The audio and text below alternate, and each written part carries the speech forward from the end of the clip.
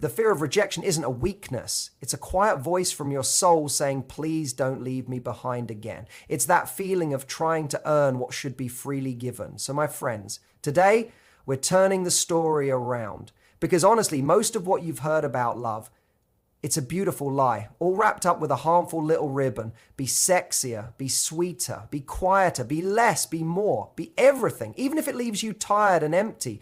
Welcome to Mentalidad Eleved, where we tune out the noise, speak from the heart, and tell the truth even when it stings. If you're ready to stop begging for crumbs and start radiating a kind of energy that pulls in real love with no games, then you're in the right place. So do me a favor, tap that like button, hit subscribe and stay close because what I'm about to share might stir something ancient and powerful inside you. Picture this. You're walking through a blooming garden. Everything's alive. Birds are singing, butterflies floating, and then you see him, a man under a tree, his eyes locked on you. You're not trying. You're not smiling extra big or twisting yourself into what you think he wants. You're just being, and still he rises, pulled toward you like it's beyond his control. That's the kind of power I'm talking about. That's the quiet pull of presence.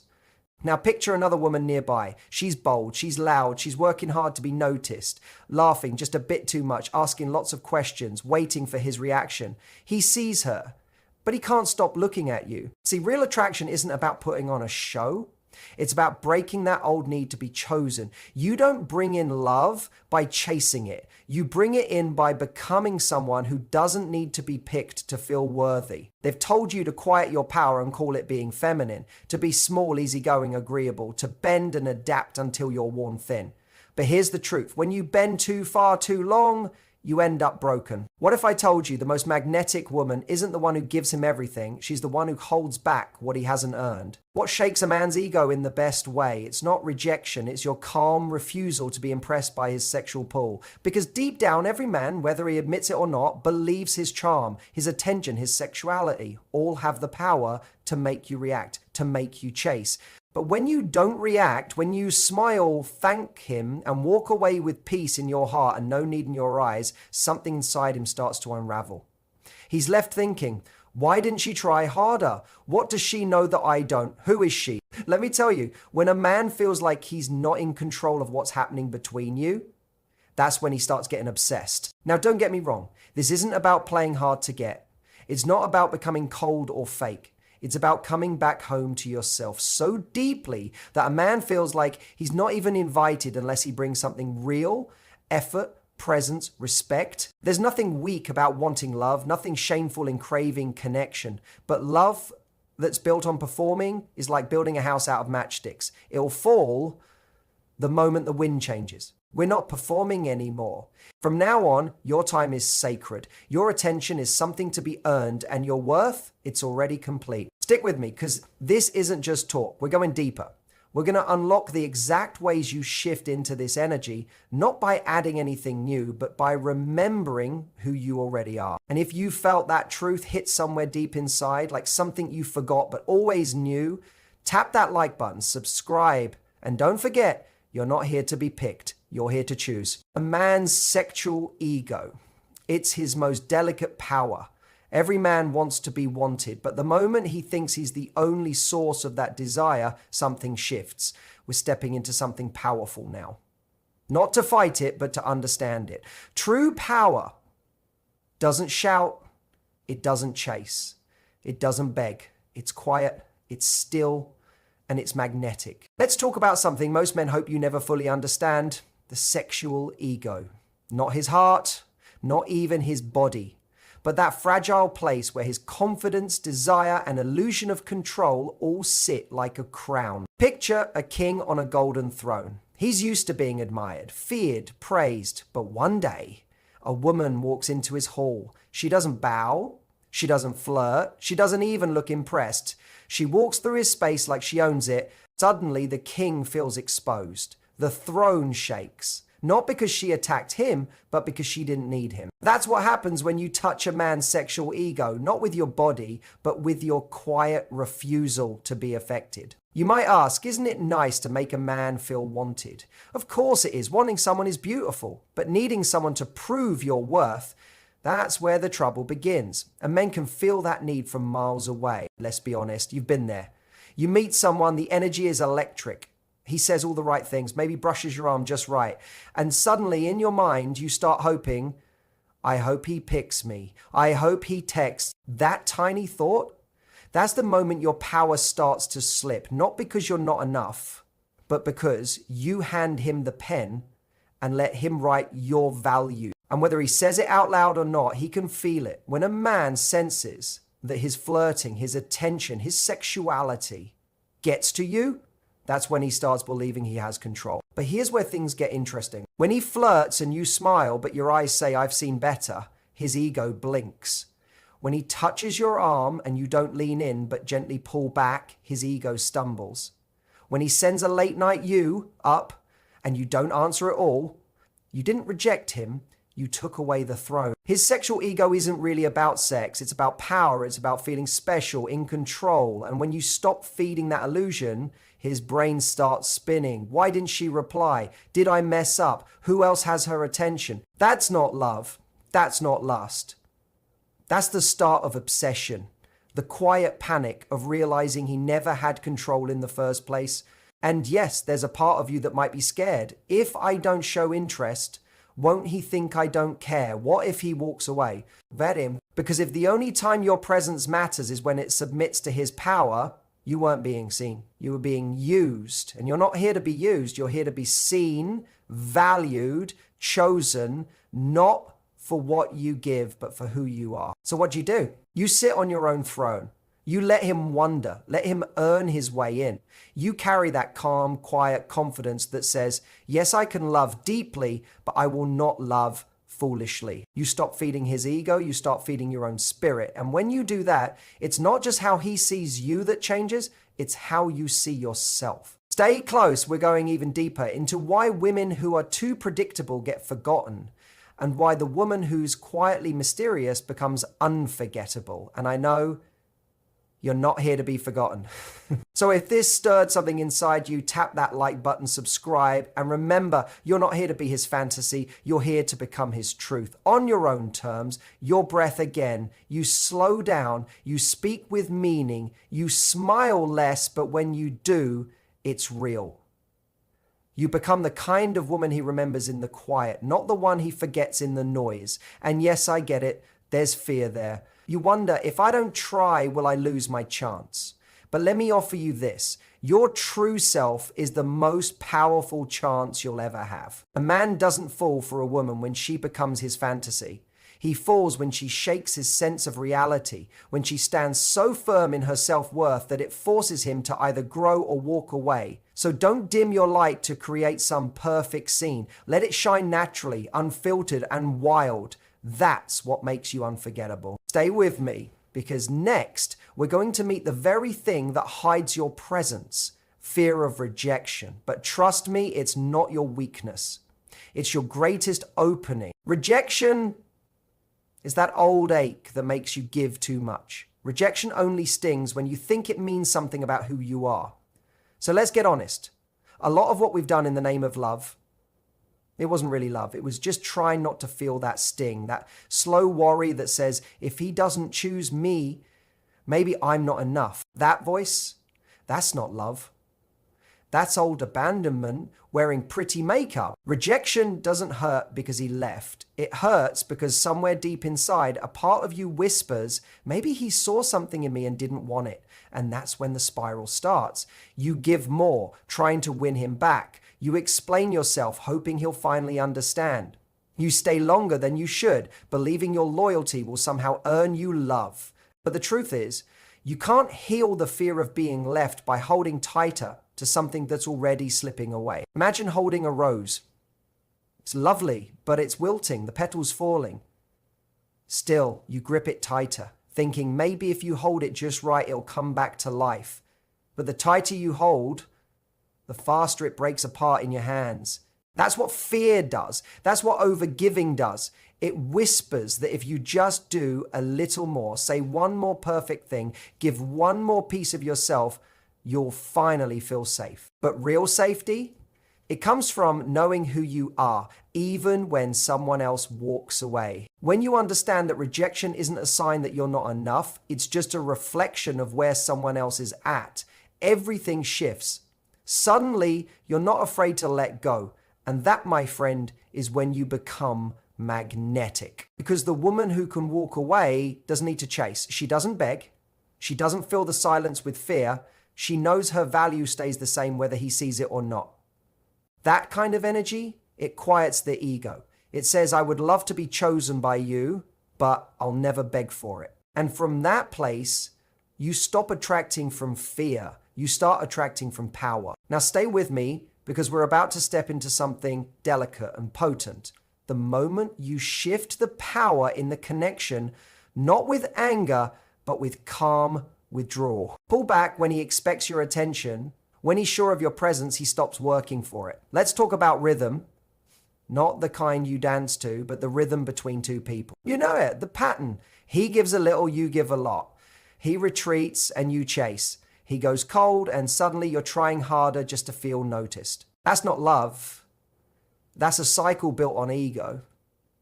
And if you don't break the pattern, you'll keep giving away your power, one good morning text at a time. Now imagine this. You've been consistent, warm, maybe even too available. Then just when it feels close, he shifts, he gives less, his words get shorter, his energy fades, and instantly something in you panics. Don't lose this, it screams. Fix it, prove yourself. But here's where your strength lives. Not in chasing, but in the pause. Pull back. Not to punish him, not to play games, but to reset the energy. Because when he expects your reply and you don't give it, when he's used to you always being there and you quietly disappear without drama, his ego starts to shake. He's no longer sure of his grip on you. The little game he thought he had mastered suddenly feels unfamiliar. And in that unfamiliar space, desire grows. Let's be honest, a man doesn't crave what he's sure he already has. He craves the woman he can't fully predict. The one who connects deeply and then drifts away like smoke. This isn't about being cruel. It's about contrast. You're reminding him that your life doesn't spin around his moods or messages. You become the unanswered question, the mystery he thought he solved. Until you stopped replying on cue. And I know it takes courage. It stirs up the old fears. Will he forget me? No, he won't forget you. He'll remember you more in your stillness than he ever did in your effort. Because space doesn't lessen your power, it magnifies it. Stay with me. We're about to explore silence, not as absence, but as a sacred language. And once you master that, he won't just want you. He'll need you. Silence. It sounds so simple, but it carries weight. It's not emptiness, it's presence, withdrawn. When you stop filling every space with explanations and apologies, when you stop over-explaining your heart and just go quiet, something sacred begins. Because silence isn't weak, it's strategy. It's a mirror. You see, most men know the dance. They act vague, they get distant, they throw you crumbs. And in the past, you probably leaned in. You forgave. You called it patience when it was really just pain. But what happens when the woman he thought he had all figured out suddenly doesn't react? He's shaken. His ego starts to crack. Picture his mind like a hall of mirrors made to reflect nothing but admiration. But your silence, it breaks those mirrors. He's left looking at himself, not your reaction. Your stillness becomes the silence that haunts him.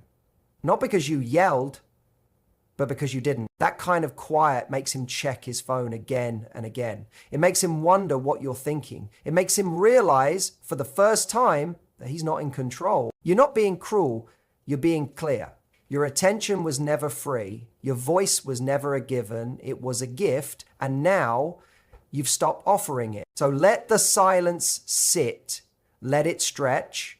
While he's waiting for the drama, you give him peace.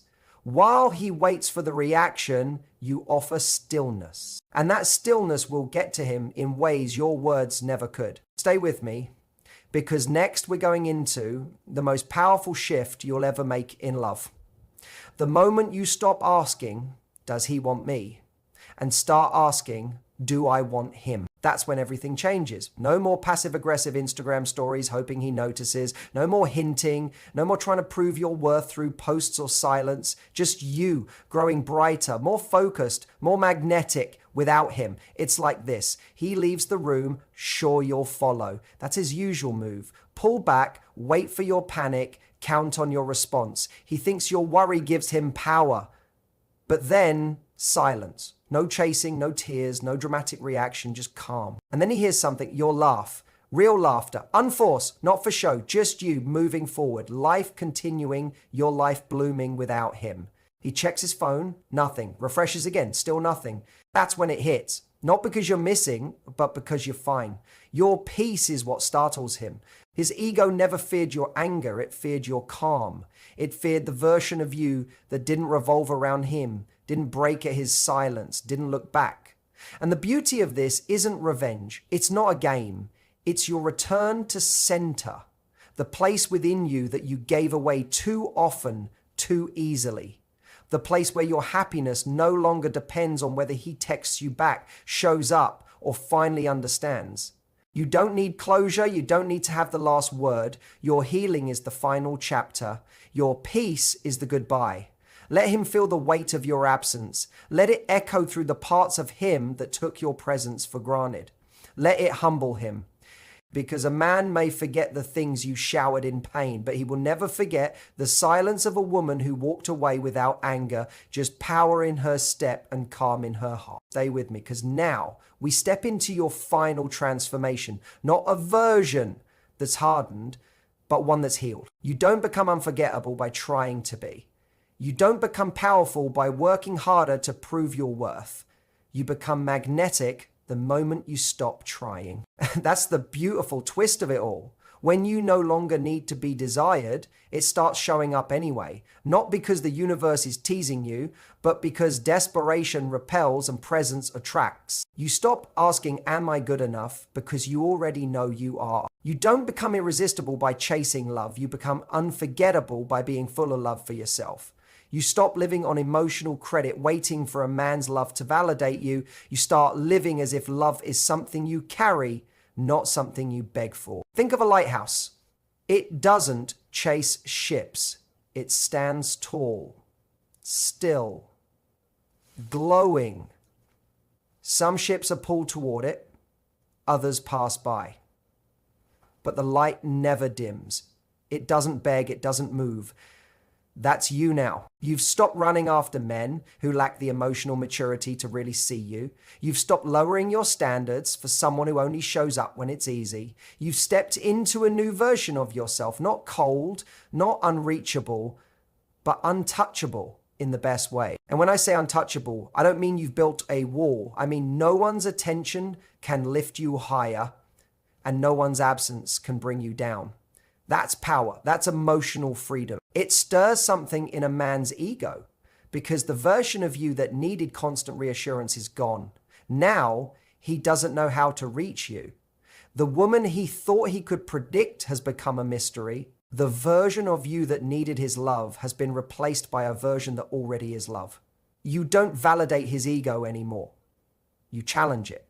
And in that space between what he wants and what he can't control, you take up permanent space in his thoughts. That's the paradox. The less you try to be unforgettable, the more unforgettable you become. Not through tricks or manipulation, but by rising into your natural energy. You're no longer trying to be the dream woman for someone else. You've become the woman of your own dreams. Keep rising, keep growing, because this isn't the end of the story. It's the beginning of a new one. The kind where you don't just attract love, you attract loyalty, real, deep, present devotion. And if this message touched something inside you, if it reminded you of a part of yourself you forgot, then press that like button, hit subscribe, and share this with a sister who needs to remember her power. Because you were never here just to be touched or tamed. You're here to be felt, remembered, and deeply respected. Untouchable, not because you built walls, but because you finally reached inward and touched your own soul first. That's the truth. You never needed to chase, perform, or prove anything to be loved. The moment you stop feeding his ego and stop feeding your own spirit, everything changes. You become the question he can't answer, the presence he keeps thinking about, the woman who no longer moves for approval, but moves only from her truth. And if any part of this woke something up inside you, don't keep it quiet. Share it, pass it on. Let it remind another woman that her story changes the moment she does. Day rising.